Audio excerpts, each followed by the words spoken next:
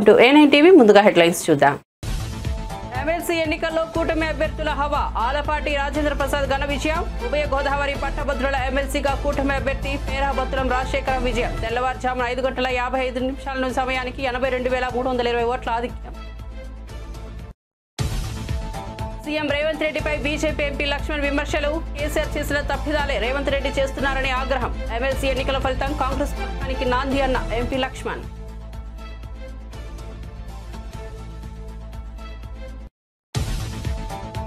YCP ఎమ్మెల్యేలపై Payyavula Keshav విమర్శలు. పేదవాడి భూవ లాక్కునేందుకు 11 స్థానాలే వచ్చాయన్న పయ్యావుల కేశవ్. అసెంబ్లీకి రాకుండా బయట ఉండి విమర్శలు గుప్పిస్తున్నారని మండిపాటు. గత లోపాలను ఎత్తి చూపుతారనే ముఖం చాటేస్తున్నారని విమర్శ. మామునూరు ఎయిర్పోర్ట్ భూసేకరణ సర్వేను అడ్డుకున్న రైతులు. ఎయిర్పోర్ట్ కు భూములు కోల్పోతున్నామని న్యాయం చేయాలని రైతుల నిరసన. నక్కలపల్లి రోడ్డు తీసేయవద్దని తమకు రోడ్డు మార్గం చూపాలని ఆందోళన. సర్వే కోసం వచ్చిన ఆర్డీఓను అడ్డుకొని ఇప్పుడు సర్వే చేయొద్దన్న రైతులు. ఎమ్మెల్సీ ఎన్నికల తర్వాత కూటమి నేతలు మాట మార్చారన్న గుడివాడ అమర్నాథ్. ఎవరు గెలిస్తే వారు తమ అభ్యర్థి అని చెప్పుకుంటున్నారని అమర్నాథ్ విమర్శ. ఓటమిని హుందాగా ఒప్పుకోవాలని హితవు. ఉద్యోగులను ప్రభుత్వం మోసం చేస్తోందని వ్యాఖ్య.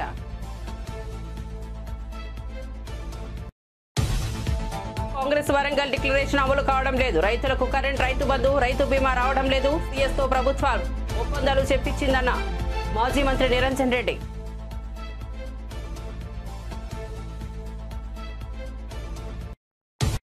ఇక వార్త వివరాల్లోకి వెళ్తే ఎమ్మెల్సీ ఎన్నికల ఫలితాల తర్వాత కూటమి నేతలు మాట మార్చారని వైసీపీ నేత మాజీ మంత్రి గుడివాడ అమర్నాథ్ విమర్శించారు. ఉద్యోగుల కడుపు మంటకు నిన్నటి ఎమ్మెల్సీ ఎన్నికల ఫలితాల నిదర్శనమని అన్నారు. ఎవరు గెలిస్తే వారే తమ అభ్యర్థి అని చెప్పుకోవడానికి సిగ్గులేదా అని ప్రశ్నించారు. ఓటమిని హుందాగా ఒప్పుకోవాలని సూచించారు. విశాఖలో మీడియాతో మాట్లాడుతూ ఆయన ఈ వ్యాఖ్యలు చేశారు. రఘువర్మ ఓటమి తర్వాత తమకు సంబంధం లేదని మంత్రి అచ్చెన్నాయుడు చెప్పడం ఆశ్చర్యం కలిగించిందని అమర్నాథ్ అన్నారు. ప్రభుత్వ పనితీరును ఎమ్మెల్సీ ఎన్నికల ఫలితాలే నిదర్శనమని చెప్పారు. ఉద్యోగులు పీఆర్సీ ఇస్తామని మోసం చేశారని, ఏనాడు జీతాలు సరిగా ఇవ్వలేదని దుయ్యబట్టారు. శ్రీనివాసులు నాయుడు కూడా కూటమి తనకు మద్దతు ప్రకటించలేదని చెప్పారని అన్నారు. రాష్ట్రంలో జరుగుతున్నటువంటి ఇతర గ్రాడ్యుయేట్ ఎన్నికలకు సంబంధించి కానీ ఆ ఎన్నికలకి వైఎస్ఆర్ కాంగ్రెస్ పార్టీ దూరంగా ఉంటుంది అనేటువంటి విషయాన్ని చాలా క్లియర్గా చెప్పాం. అయితే నిన్న ఫలితాలు వచ్చిన తర్వాత తెలుగుదేశం పార్టీకి అలాగే కూటమికి సంబంధించినటువంటి నాయకులు అలాగే ప్రభుత్వంలో ఉన్నటువంటి మంత్రులు చేస్తున్నటువంటి ప్రకటనలు చూసిన తర్వాత చాలా హాస్యాస్పదంగా అనిపించింది. వచ్చినటువంటి ఫలితాన్ని గౌరవించాల్సినటువంటి సందర్భాలు వదిలేసి ఎవరు గెలిస్తే గెలిచినటువంటి వారు మా అభ్యర్థి అని చెప్పుకోవడం అనేటువంటి ఎంతకంటే సిగ్గుచేటు అనేటువంటి తద్వారా పోలైనటువంటి దాదాపు 20,000 మంది ఉపాధ్యాయులు వేసినటువంటి ఓట్లు గాను వచ్చినటువంటి ఎన్నికల ఫలితాన్ని కూడా నిన్న ఈ ప్రాంత ప్రజలందరూ కూడా చూశారు. సరే, ముందు నుంచి మా తాలూకా స్టాండ్, వైఎస్ఆర్ కాంగ్రెస్ పార్టీ తాలూకా స్టాండ్ కానీ లేదా మీ తాలూకా పాత్ర ఏంటి ఎన్నికల్లో అనేటువంటి విషయాలు చాలా సందర్భాల్లో పత్రికా మిత్రులు చాలామంది అడిగారు. ఈ ఎన్నికలకు కానీ లేదా రాష్ట్రంలో జరుగుతున్నటువంటి ఇతర గ్రాడ్యుయేట్ ఎన్నికలకు సంబంధించి కానీ ఆ ఎన్నికలకి వైఎస్ఆర్ కాంగ్రెస్ పార్టీ దూరంగా ఉంటుంది అనేటువంటి విషయాన్ని చాలా క్లియర్గా చెప్పాం. అయితే నిన్న ఫలితాలు వచ్చిన తర్వాత తెలుగుదేశం పార్టీకి అలాగే కూటమికి సంబంధించినటువంటి నాయకులు అలాగే ప్రభుత్వంలో ఉన్నటువంటి మంత్రులు చేస్తున్నటువంటి ప్రకటనలు చూసిన తర్వాత చాలా హాస్యాస్పదంగా అనిపించింది. వచ్చినటువంటి ఫలితాన్ని గౌరవించాల్సినటువంటి సందర్భాలు వదిలేసి ఎవరు గెలిస్తే గెలిచినటువంటి వారు మా అభ్యర్థి అని చెప్పుకోవడం అనేటువంటి ఎంతకంటే సిగ్గుచేటు అనేటువంటిది ఇంకోటి ఉండదు. అందులోని ఈరోజు ప్రభుత్వంలో ఉన్నటువంటి సీనియర్ మంత్రిగా ఉన్నటువంటి అచ్చెన్నాయుడు ఉత్తరాంధ్ర ప్రాంతానికి చెందినటువంటి వ్యక్తి, ఈ ప్రాంతానికి చెందినటువంటి నాయకుడిగా, ఈ ప్రాంతం నుంచి ప్రాతినిధ్యం వహిస్తున్నటువంటి వ్యక్తిగా ఇక్కడ జరిగినటువంటి ఎన్నికల ప్రక్రియలో పూర్తి స్థాయిలో నిన్న ఓటమి పాలైనటువంటి అభ్యర్థికి మద్దతు పలికినటువంటి కూటమి పార్టీ నాయకులు తీరా ఫలితం వచ్చిన తర్వాత నిన్న శ్రీనివాసులు నాయుడు గారు టీచర్స్ ఎమ్మెల్సీగా ఎన్నికైన తర్వాత శ్రీనివాసులు నాయుడు గారి తాలూకు విజయంలో కూటమి పాత్రే ఉంది, కూటమి బలపరిచినటువంటి అభ్యర్థి శ్రీనివాసులు నాయుడు గారు అని చెప్పుకోవడం అనేటువంటిది మరి ఎంతకంట సిగ్గుచేటు ఇంకోటి ఉంటుందా అని చెప్పని అడుగుతా ఉన్నా. మీరు అధికారంలోకి వచ్చినటువంటి కేవలం ఈ 9 మాసాల్లో ఉభయ గోదావరి పట్టభద్రుల ఎమ్మెల్సీగా కూటమి అభ్యర్థి పేరాబత్తుల రాజశేఖర విజయం సాధించారు. పీడీఎఫ్ అభ్యర్థి దిడ్ల వీరరాఘవపై గెలుపొందారు. 7వ రౌండ్ ముగిసేసరికి 70,000 ఓట్ల వ్యత్యాసం ఉంది. 8వ రౌండ్ కౌంటింగ్ కొనసాగుతోంది. ఇది పూర్తయితే మెజార్టీలో స్వల్ప మార్పులు ఉండే అవకాశం ఉంది. ఇంత గొప్ప విజయం సాధించినందుకు సంతోషంగా ఉందని పేరాబత్తుల రాజశేఖరం అన్నారు. కూటమి అభ్యర్థిగా ప్రకటించినందుకు సీఎం చంద్రబాబుకు ఆయన ప్రత్యేకంగా కృతజ్ఞతలు తెలిపారు. అలాగే 2 జిల్లాల పట్టభద్రుల ఓటర్లకు కూడా ధన్యవాదాలు తెలియజేశారు. పట్టభద్రుల హక్కుల సాధన కోసం పనిచేస్తారని ఆయన తెలిపారు. నిరుద్యోగ యువత పట్ల గత ప్రభుత్వం అనాలోచితంగా వ్యవహరించిందని పేరాబత్తుల దుయ్యబట్టారు. గోదావరి పశ్చిమ గోదావరి మరి కూటమి బలపరిచిన తెలుగుదేశం అభ్యర్థిగా పట్టభద్రుల ఎమ్మెల్సీ అభ్యర్థిగా ఈరోజు ఘన విజయం సాధించడానికి మరి నన్ను ఓట్లు వేయించి గెలిపించిన ప్రతి ఒక్కరికి కూడా మరి హృదయపూర్వక ధన్యవాదాలు నమస్కారాలు తెలియజేసుకుంటున్నాం. మీరందరూ కూడా ఏ నమ్మకంతో నా గెలుపుకు సహకరించారో మీ నమ్మకాన్ని వమ్ము చేయకుండా ఈ ప్రభుత్వంతో కలిసి పనిచేసి ఏదైతే పట్టభద్రులకి రావాల్సిన హక్కులుగా రావాల్సిన ఉన్నాయో అన్నీ కూడా మరి సాఫల్యం అయ్యేవారు కృషి చేస్తానని తెలియజేసుకుంటున్నాం. ముఖ్యంగా నన్ను అభ్యర్థిగా ప్రకటించిన చంద్రబాబు నాయుడు గారికి, దానికి సహకరించిన పవన్ కళ్యాణ్ గారికి, అలాగే బీజేపీ అధ్యక్షురాలు పురంధేశ్వరి గారికి కూడా ప్రత్యేకమైన ధన్యవాదాలు. నా విజయానికి సహకరించిన ప్రతి ఎమ్మెల్యేకు, ఎంపీకి, మంత్రివర్యులకు, ఇన్ఛార్జ్ మంత్రులకు, అబ్జర్వర్లకు, మరి గ్రామ స్థాయిలో మరి ఏదైతే పాయింట్ ఆఫ్ కాంటాక్ట్గా 30 మందికి ఒక బాధ్యుని పెట్టుకున్న వాళ్ళందరూ కూడా మరి విశేషమైన కృషి చేసిన ప్రతి ఒక్కరికి పేరు పేరున నా విజయానికి సహకరించిన అందరికీ కూడా, అలాగే మీడియా మిత్రులకు కూడా ప్రత్యేకమైన ధన్యవాదాలు, అభినందనలు తెలియజేస్తున్నాను. ఉమ్మడి కృష్ణా, గుంటూరు జిల్లాల పట్టభద్రుల నియోజకవర్గంలో కూటమి అభ్యర్థి ఆళ్లపాటి రాజేంద్ర ప్రసాద్ ఘన విజయం సాధించారు. ఇంకా 2 రౌండ్ల లెక్కింపు మిగిలి ఉన్నప్పటికీ మ్యాజిక్ ఫిగర్ ను దాటేశారు. 5 గంటల 50 నిమిషాల సమయానికి ఆయనకు 82,320 ఓట్ల ఆధిక్యం లభించింది. మొత్తం 9 రౌండ్లు పూర్తయ్యేసరికి సమీప ప్రత్యర్థి పీడీఎఫ్ బలపరిచిన సిట్టింగ్ ఎమ్మెల్సీ కేఎస్ లక్ష్మణరావుపై 82,320 ఓట్ల ఆధిక్యంతో గెలుపొందారు. ఇక్కడ మొత్తం 2,41,873 ఓట్లు పోలయ్యాయి. ఈ సందర్భంగా ఆళ్లపాటి మీడియాతో మాట్లాడుతూ ఇది అపూర్వమైన విజయమని చెప్పారు. కూటమి అభ్యర్థిని గెలిపించాలని ప్రజలు ముందే డిసైడ్ అయ్యారని అన్నారు. తన మెజార్టీకి వచ్చిన ఓట్లు కూడా పీడీఎఫ్ అభ్యర్థికి రాలేదని ఎద్దేవా చేశారు. నిర్ణయం తీసుకొని ఏ యొక్క విశ్వవిద్యాలయాల్లో కూడా ఇది చదువుకి మాత్రమే ఉపయోగపడాలి, విద్యకు మాత్రమే ఉపయోగపడాలి, విద్యా వ్యాప్తికి ఉపయోగపడాలి, విద్య మీద అనర్గళంగా రీసెర్చ్ చేసే కేంద్రాలుగా ఉండాలని చెప్పి ఆ రోజున రాజకీయాలతో కలుషితమైపోయిన రాజకీయాలు ఇక్కడ ఉండకూడదని చెప్పి ఆనాడు చెప్పినటువంటి మాటలను గుర్తు తెచ్చుకోవాలి. ఆ రకంగానే ఎప్పుడు మేము అధికారంలో ఉన్నా కూడా విశ్వవిద్యాలయాలను ఒక ప్రత్యేకమైనటువంటి ఒక ఆశ్రమం లాగా భావించాం. మేమందరం కూడా గురుకులాల్లాగా భావించాం, ఆచార్య దోభావ అన్నట్టుగా భావించాం. వీళ్ళలాగా బ్రాందీ షాపుల దగ్గర బ్రాందీ తాగించడానికి బెట్ల, ఎవరైతే బ్రాందీ తాగుతున్నారో వాళ్ళకి కాపలాగా అయ్యమని మేము బెట్ల, సామాజిక గౌరవాన్ని ఇచ్చుకుంటూ ఉన్నాం మొదటి నుంచి కూడా. ఆ రకంగా విశ్వవిద్యాలయాల యొక్క కీర్తిని పెంపొందించడానికి ప్రయత్నించాం. ఆనాటి రామకృష్ణారావు గారు కానీ, రాఘవులు గారు కానీ, ఎవరు ఏ వీసీని చూసుకున్నా కూడా ఎక్కడైనా సరే 14 వీసీలుగా ఉంటే 14 మందిలో 11 మంది బీసీల నుంచి ఏర్పరిచినటువంటి విశ్వవిద్యాలయ కులపతులు. మరి ఆ రకమైనటువంటి విశ్వవిద్యాలయాలు కేవలం రాజకీయ పార్టీలకి నిలయాలైపోయి వీళ్ళే జెండాలు కట్టుకున్న తిరుగుతున్నట్టుగా వీళ్ళు తిరిగి రాజకీయాలతో కలుషితం చేసేస్తే ఏమిటి ఇదని ప్రశ్నిస్తే భయపడి వీళ్ళందరికీ వీళ్ళు రాజీనామా చేస్తే మేము భయపెట్టామంటారేంటి? వీళ్ళు చాలా స్పష్టంగా చెప్పారు, మేము మాకు with our own reasons we are not continuing, we are resigned అని చెప్పి పెట్టినటువంటి లెటర్స్లో ఎక్కడైనా భయం ఉందా, లేకపోతే ఇంకోటి ఉందా, ప్రేరేపితమైన అంశాలు ఉన్నాయా?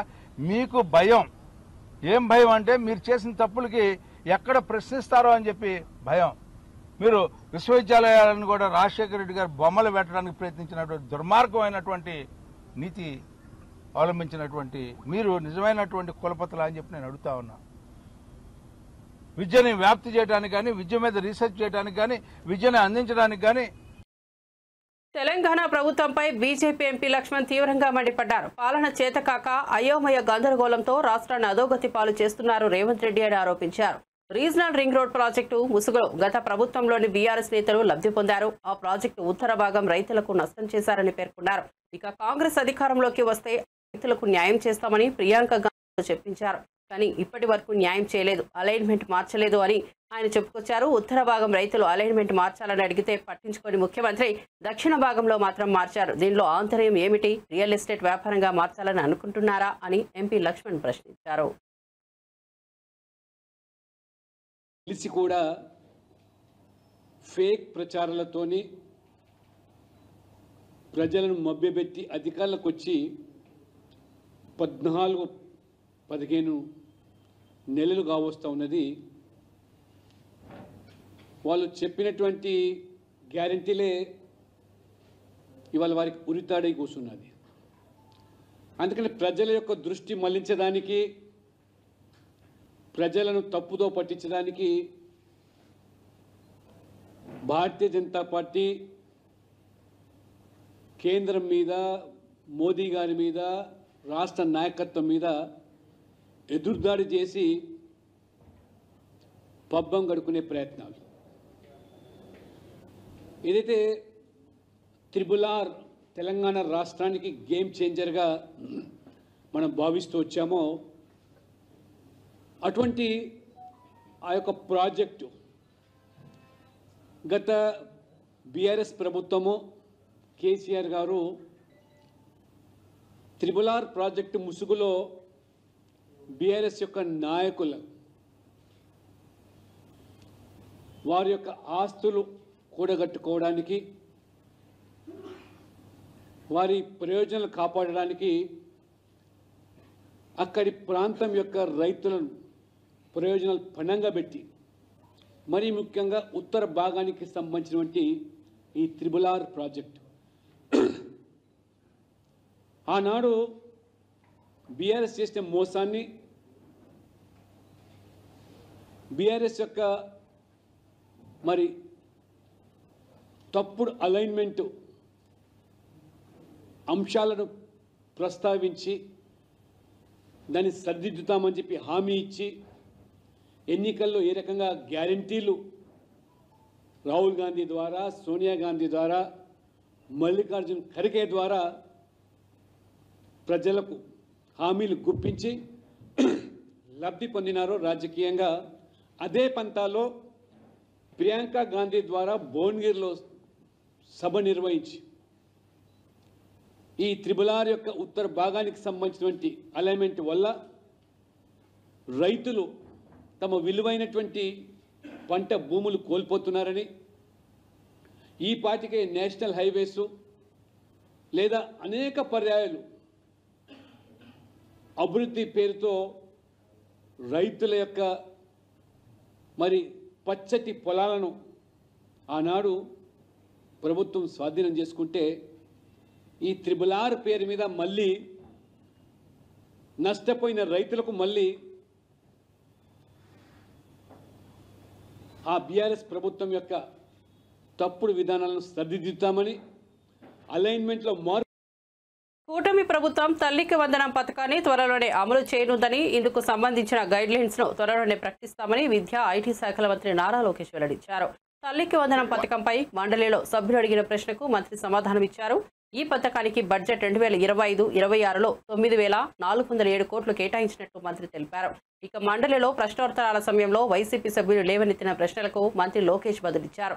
తల్లికి వందనం సహా అన్ని సూపర్ సిక్స్ పథకాలు అమలు చేస్తామన్న లోకేష్ నిరుద్యోగ వృత్తిపై సభ్యుల ప్రశ్నలకు సమాధానాలు చెప్పారు.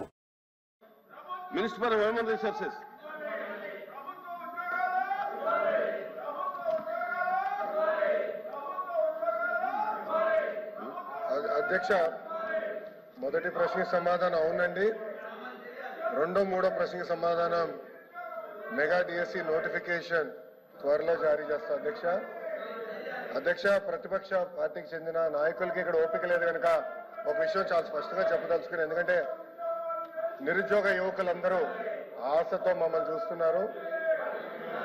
వాళ్ళందరికీ నేను సమాధానం చెప్పాల్సిన అవసరం ఉంది అధ్యక్ష. నిరుద్యోగం మీద ఆయన మాట్లాడుతున్నారు.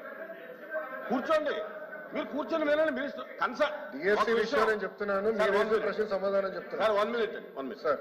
ఇప్పుడు మీరు ఏదైతే నిరుద్యోగుల గురించి అడుగుతున్నారో దాని మీద కన్సర్న్ మినిస్టర్ గారు మాట్లాడుతుంటే మీరు కూర్చొని వినాలి కదా. వినాలి కదా అన్నాను. ఇప్పుడు మీకు ఏం కావాలి? కాదండి, అదే విషయం చెప్తున్నారు.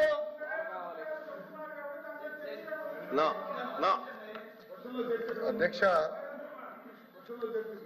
డిఎస్సి అనేది మీరు ఒక్కసారిగా చూస్తే గత ప్రభుత్వం ఒక్కసారి కూడా 5 సంవత్సరాల్లో ఒక్క డిఎస్సి కూడా వేయలేదు. ఎందుకు వేయలేదో వాళ్ళు సమాధానం చెప్పాలి అధ్యక్ష. అధ్యక్ష, డిఎస్సి విషయంలో ఒకసారి చూస్తే అధ్యక్ష, ఉపాధ్యాయుల నియామకంలో ఇప్పటికీ 1994 చూస్తే అధ్యక్ష 2,60,194 పోస్టులు భర్తీ చేశాం అధ్యక్ష. దాంట్లో అధ్యక్ష తెలుగుదేశం పార్టీ అధికారంలో ఉన్నప్పుడు 1,80,272 పోస్టులు భర్తీ చేస్తాం జరిగింది అధ్యక్ష. అంటే 70% టీచర్ పోస్టుల నియామకం ఒక తెలుగుదేశం పార్టీ హయాంలో జరిగిందని గౌరవ సభ్యులు ముందర తెలుసుకోవాల్సిన అవసరం ఉంది అధ్యక్ష. అధ్యక్ష, మీరు చూస్తే గౌరవ ముఖ్యమంత్రి గారు కానివ్వండి, నేను కూడా మంత్రిగా బాధ్యతలు స్వీకరించినప్పుడు డిఎస్సి పైన తొలి సంతకం పెడతాం జరిగింది అధ్యక్ష. దాంట్లో భాగంగా 2/7/24కి టెట్ నిర్వహిస్తాం జరిగింది. 4,27,000 మంది అప్లై చేశారు. దాంట్లో 3,68,000 మంది అపియర్ అయ్యారు. 1,87,000 మంది క్వాలిఫై అయ్యారు అధ్యక్ష. అధ్యక్ష, మీరు చూస్తే 3/10/24 నుంచి 21/10/24 వరకు టెట్ కూడా పూర్తి చేస్తాం జరిగింది అధ్యక్ష. 1 మ్యాన్ కమిషన్ రిపోర్ట్ త్వరలో రాబోతుందని మేము భావిస్తున్నాం అధ్యక్ష. ఎట్టి పరిస్థితుల్లో మార్చి నెలలో డిఎస్సి నోటిఫికేషన్ ఇచ్చే బాధ్యత మన ప్రభుత్వం తీసుకుంటుందని నిరుద్యోగ యువకులకి ఈ సభ సాక్షిగా నేను హామీ ఇస్తాం జరుగుతుంది అధ్యక్ష. అధ్యక్ష, విచిత్రం ఏంటంటే నాకు వేసిన 2 ప్రశ్నలు ప్రతిపక్ష పార్టీలు, కానీ వాళ్ళు వేసిన ప్రశ్నల మీద చర్చించడానికి సిద్ధంగా లేకపోతే నిజంగానే చాలా చాలా బాధాకరం. ఇప్పుడన్నా వాస్తవాలు తెలుసుకోవాలని గౌరవ సభ్యులను కోరుతున్నా అధ్యక్ష. Question number 13762 minister for energy.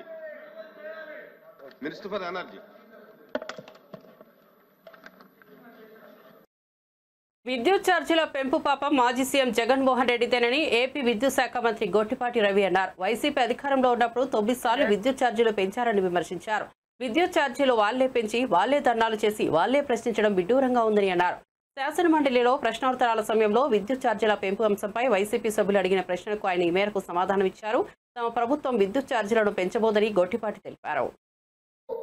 దాన్ని ప్రజల్లోకి తీసుకెళ్లాల్సిన దాన్ని తీసుకెళ్లకుండా 1 సంవత్సరం 8 నెలల పాటు పక్కన పెట్టి తర్వాత ప్రభుత్వమైన భారం వేసే ప్రయత్నం చేసింది. అదేవిధంగా 2023-24లో కూడా 11,000 కోట్ల రూపాయలు మళ్ళీ ఎస్సీకి పంపించారు.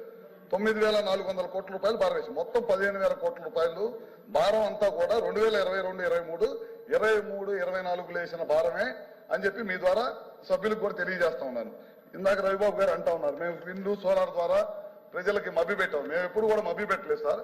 గతంలో 2014-19 ఉన్నప్పుడు ఈ రాష్ట్రంలో ఎక్కడ లేని విధంగా 7,000 మెగావాట్లు విద్యుత్ ఉత్పత్తి తీసుకొచ్చాం.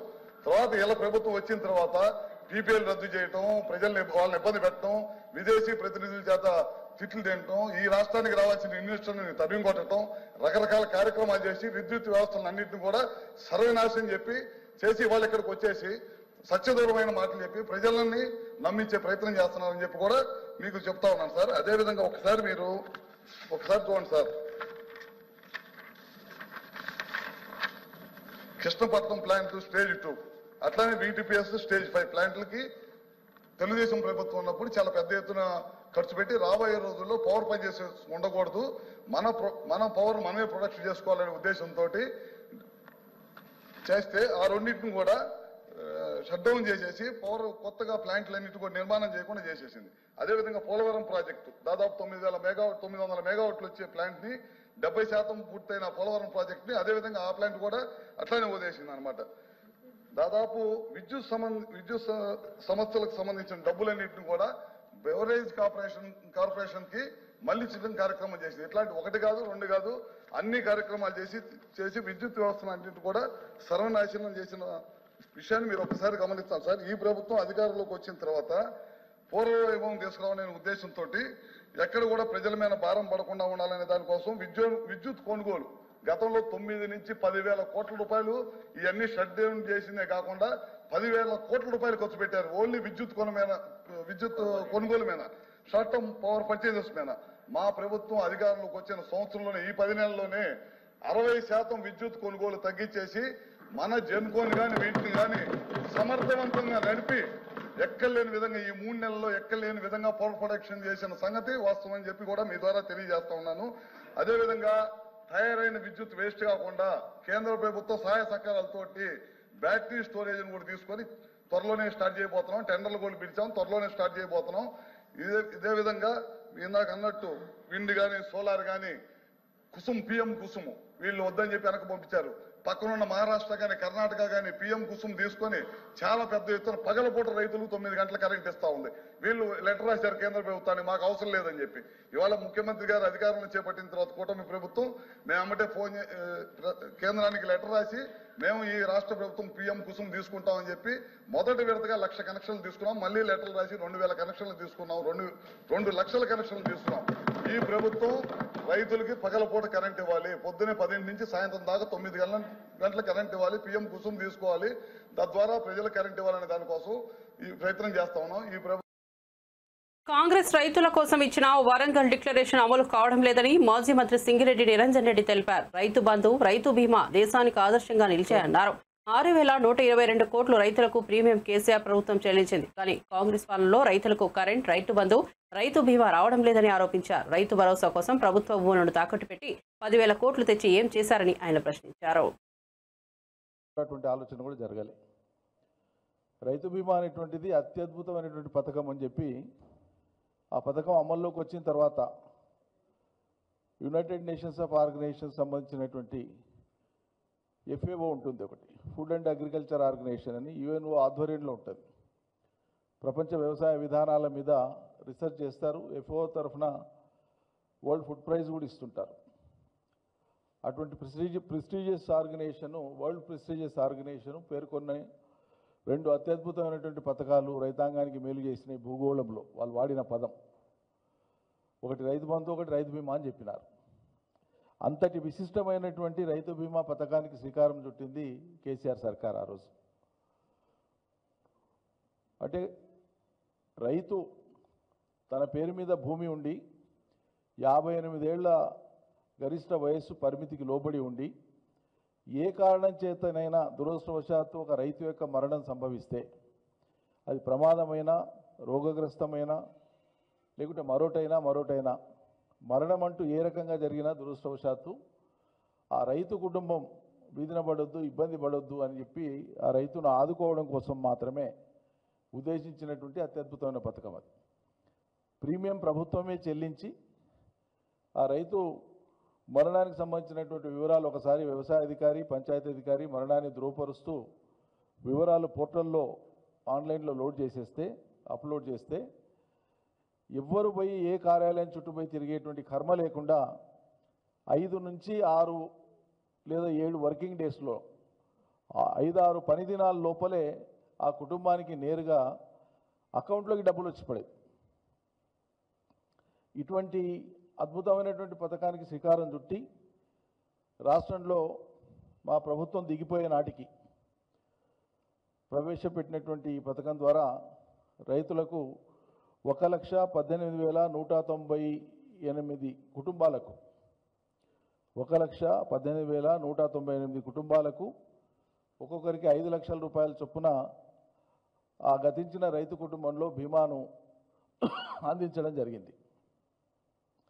దీనికోసం మొత్తం కేసీఆర్ సర్కార్ ఆనాడు LICకి వివిధ సందర్భాల్లో కట్టినటువంటి ఈ మొత్తం డేటా అంతా ఉంది.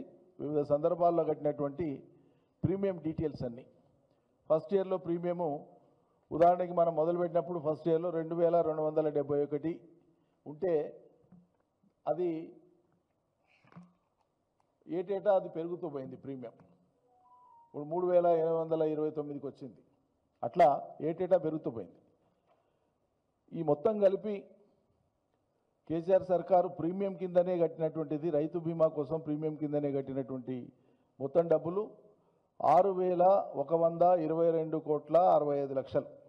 మళ్ళీ చెప్తాను, 6122,65,00,000 రూపాయలు ప్రీమియం కింద చెల్లించింది. అందుకు మన రైతుల యొక్క క్లెయిమ్స్ ఏవైతే ఉన్నాయో 1,00,000. ఎస్ఎల్బీసీ టన్నెల్ విషయంలో కాంగ్రెస్ ప్రభుత్వ నిర్లక్ష్యమే ప్రమాదానికి కారణమని బీజేపీ ఎమ్మెల్యే పాయల్ శంకర్ విమర్శించారు. 2019లో బీఆర్ఎస్ ప్రభుత్వం టన్నెల్లో నీరు చొరబడుతున్న కారణంగా పనులు నిలిపివేసిందని, అయితే కాంగ్రెస్ ప్రభుత్వం జీఎస్ఐ అధికారుల అనుమతి, నిపుణుల సలహాలు లేకుండా పనులు ప్రారంభించిందని ఆరోపించారు. 4 సంవత్సరాల తర్వాత ఎలాంటి పరిశీలన చేయకుండా పనుల ఎస్టిమేట్ పెంచి కాంట్రాక్టర్లతో ఒప్పందాలు కుదుర్చుకోవడం దారుణమన్నారు. ఈ ప్రమాదంతో మొత్తం ప్రాజెక్టే ప్రమాదంలో పడిందని, కాంగ్రెస్ ప్రభుత్వం పూర్తిగా బాధ్యత వహించాలని డిమాండ్ చేశారు. కానీ ఒక ముఖ్యమంత్రి హోదాలో ఈ ప్రాంతం నుండి, తెలంగాణ రాష్ట్రం నుండి అంచెలంచెలుగా ఎదిగినటువంటి కేంద్ర మంత్రి కిషన్ రెడ్డి గారి మీద, అదేవిధంగా బండి సంజయ్ కుమార్ గారి మీద పదే పదే విమర్శలు చేయడమే పనిగా పెట్టుకున్నారు. మిమ్మల్ని తిట్టడానికి ప్రజలు మీకు అవకాశం ఇవ్వలేదు. ఈ రాష్ట్రాన్ని గొప్పగా పరిపాలిస్తారేమో, టీఆర్ఎస్ పార్టీ కన్నా భిన్నంగా ఈ రాష్ట్రాన్ని పరిపాలిస్తారేమని తెలంగాణ ప్రజలు మీకు అవకాశం ఇచ్చారు. కానీ మీరు చేస్తున్నది ఏమిటి? మీరు వాడుతున్నటువంటి భాష ఒక ముఖ్యమంత్రి స్థాయిలో అంత జుగుప్సాకరమైనటువంటి భాషని వాడే అవకాశం ఉన్నదా? ఏం జరిగిందో మీకు తెలుసు. గతంలో కేసీఆర్ గారు కూడా ఇదే రకమైనటువంటి భాష మాట్లాడిండ్రు. నోటికి ఏదొస్తే అది మాట్లాడే ప్రయత్నం చేసిండ్రు. ఏం చేసిండ్రు? వాళ్ళకు ప్రజలు ఏ రకంగా బుద్ధి చెప్పిండ్రు? ఒక్కసారి ఎదుటి వాళ్ళ మీద మాట్లాడేటప్పుడు 1కి 2 సార్లు ఆలోచించి మాట్లాడాలి. ఎక్కడ తమ తప్పులు బయటపడితే ప్రజలన్ని వాస్తవాలు గమనిస్తున్నారు కాబట్టి ఏదో ఎదుటి వాళ్ళని తిట్టి పోస్తే మా పని అయిపోతుంది అనుకుంటే అన్ని సందర్భాలలో కేవలం తిట్లతోనే వ్యవహారం జరగదు. కొన్ని సందర్భాలలో జరిగిండొచ్చు, కొంత కలిసి వచ్చిండొచ్చు. అంత మాత్రాన తిట్లతోనే మేము రాజకీయ పబ్బం గడుపుకుంటామంటే అది సాధ్యమయ్యేటటువంటి పని కాదని ఈ రాష్ట్ర ముఖ్యమంత్రి గారు అర్థం చేసుకోవాలి. పదే పదే ముఖ్యమంత్రి గారు ఒక మాట మాట్లాడతారు. కిషన్ రెడ్డి గారికి నేనంటే కుళ్ళు, అందుకొరకే ఈ రకంగా చేస్తున్నాడేమో అనుకుంటాడు. అసలు ఈ కుళ్ళు అనే మాట మీరు ఏదైతే మాట్లాడుతున్నారో ప్రజలైతే మీకే కుళ్ళున్నదేమని అనుకుంటా ఉన్నారు. ఈ రాష్ట్రం కొరకు గడిచిన 10 సంవత్సరాలలో దాదాపు 10 లక్షల కోట్ల రూపాయలు కేంద్ర ప్రభుత్వం ఈ రాష్ట్రానికి ఇచ్చింది. అనేకమైనటువంటి సంక్షేమ పథకాలు కావచ్చు, అభివృద్ధి కార్యక్రమాలు కావచ్చు. తెలంగాణ ఏర్పడ్డప్పటి నుండి ఇప్పటి వరకు ఏ ఒక్క పథకం తీసినా దాంట్లో రాష్ట్ర భాగస్వామ్యం లేనటువంటి పథకం ఏదీ లేదు. పుస్తకం విడుదల చేసిన కిషన్ రెడ్డి గారు కేంద్ర ప్రభుత్వం ఏమిచ్చింది, నేనేం తెచ్చినా, ఈ రాష్ట్రానికి ఏం మేలు చేసినాం, నరేంద్ర మోడీ గారి నాయకత్వంలో తెలంగాణ రాష్ట్రానికి ఏ రకమైనటువంటి సాయం జరిగిందో కిషన్ రెడ్డి గారు పుస్తకం కూడా విడుదల చేశారు. వైసీపీ ఎమ్మెల్యేలపై ఏపీ ఆర్థిక మంత్రి పయ్యావుల కేశవ్ విమర్శలు గుప్పించారు. అసెంబ్లీకి రాకుండా బయట ఉండి ప్రభుత్వంపై విమర్శలు గుప్పిస్తున్నారని విమర్శించారు. ఉన్నవి లేనివి కల్పించి దుష్ప్రచారం చేస్తున్నారని మండిపడ్డారు. అసెంబ్లీకి వస్తే గత లోపాలను ఎత్తి చూపుతారని ముఖం చాటేస్తున్నారని అన్నారు. చేసిన పాపాలు వెంటాడడం వల్లే అసెంబ్లీకి రాలేకపోతున్నారని ఎద్దేవా చేశారు. 5 ఏళ్ల పాలనలో వైసీపీ ఆర్థిక విధ్వంసం సృష్టించిందని పయ్యావులు అన్నారు. ఆనాడు ప్రతిపక్షాల గొంతు నొక్కడంపైనే దృష్టి సారించారని విమర్శించారు. పేదవాడి బువ్వలాక్కున్నందుకు 11 స్థానాలకే పరిమితమయ్యారని అన్నారు. కళ్ళ ముందు కనపడింది మనకి 2014-19 మధ్య ఒకే ఒక సెక్టర్ తీసుకుందాం అధ్యక్ష. ఒక ఇరిగేషన్ లో 40,000 కోట్ల రూపాయలని ఖర్చు పెట్టారు అధ్యక్ష ఆ రోజు ముఖ్యమంత్రిగా ఆయన. ఇదే రాష్ట్రం కదా అధ్యక్ష, ఇదే విడిపోయినటువంటి రాష్ట్రం కదా అధ్యక్ష. విడిపోతే బులెటిన్ ముగించే ముందు హెడ్లైన్స్ మరోసారి చూద్దాం. ఎమ్మెల్సీ ఎన్నికల్లో కూటమి అభ్యర్థుల హవా. ఆలపాటి రాజేంద్ర ప్రసాద్ ఘన విజయం. ఉభయ గోదావరి పట్టభద్రుల ఎమ్మెల్సీగా కూటమి అభ్యర్థి పేరాబత్తులం రాజశేఖరం విజయం. తెల్లవారుజామున 5:55 సమయానికి 82,320 ఓట్ల ఆధిక్యం. సీఎం రేవంత్ రెడ్డిపై బీజేపీ ఎంపీ లక్ష్మణ్ విమర్శలు. కేసీఆర్ చేసిన తప్పిదాలే రేవంత్ రెడ్డి చేస్తున్నారని ఆగ్రహం. ఎమ్మెల్సీ ఎన్నికల ఫలితం కాంగ్రెస్ పక్షానికి నాంది అన్న ఎంపీ లక్ష్మణ్.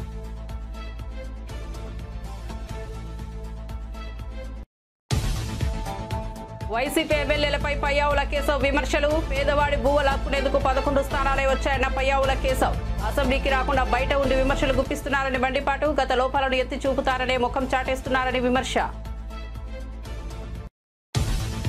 మామునూరు ఎయిర్పోర్ట్ భూసేకరణ సర్వేను అడ్డుకున్న రైతులు. ఎయిర్పోర్టుకు భూములు కోల్పోతున్నామని న్యాయం చేయాలని రైతుల నిరసన. నక్కలపల్లి రోడ్డు తీసేయవద్దని తమకు రోడ్డు మార్గం చూపాలని ఆందోళన. సర్వే కోసం వచ్చిన ఆర్డీఓను అడ్డుకొని ఇప్పుడు సర్వే చేయొద్దన్న రైతులు. ఎమ్మెల్సీ ఎన్నికల తర్వాత కూటమి నేతలు మాట మార్చారన్న గుడివాడ అమర్నాథ్. ఎవరు గెలిస్తే వారు తమ అభ్యర్థి అని చెప్పుకుంటున్నారని అమర్నాథ్ విమర్శ. ఓటమిని హుందాగా ఒప్పుకోవాలని హితవు. ఉద్యోగులను ప్రభుత్వం మోసం చేస్తోందని వ్యాఖ్య.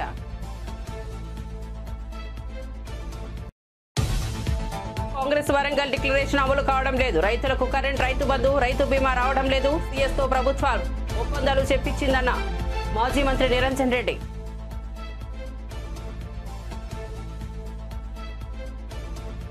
మరిన్ని అప్డేట్స్ కోసం చూస్తూనే ఉండండి A90.